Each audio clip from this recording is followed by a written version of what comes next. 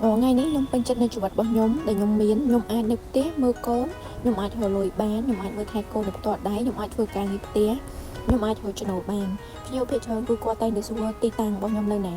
ប៉ុន្តែក៏ខ្ញុំប្រាប់គាត់ពេញដែរថាបងដោយសារខ្ញុំអត់មានហាងធំដូចគេទេ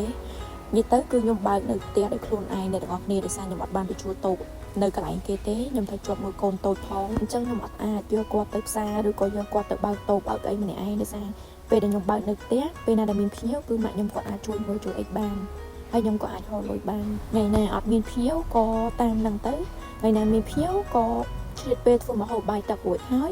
មើលថែកូនហើយដល់មកភ្ញៀវមកដល់គឺខ្ញុំធ្វើបញ្ចុះឲ្យភ្ញៀវតាមនឹងហើយដោយសារតែខ្ញុំគិតថាសម័យបច្ចុប្បន្នគឺជាសម័យអ៊ីនធឺណិតអញ្ចឹងអ្នកទាំងអស់គ្នាគឺអត់ពិបាកសួរទីតាំងរបស់ខ្ញុំទេ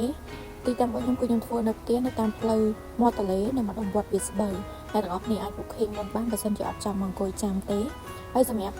តម្លៃគឺដោយសារខ្ញុំធ្វើនៅផ្ទះអញ្ចឹងតម្លៃគាត់សមរម្យទៅតាមនឹងដែរអញ្ចឹងសម្រាប់អ្នកទាំងអស់គ្នាគាត់ចង់មកគាត់អាច booking តាម Telegram មកបានណា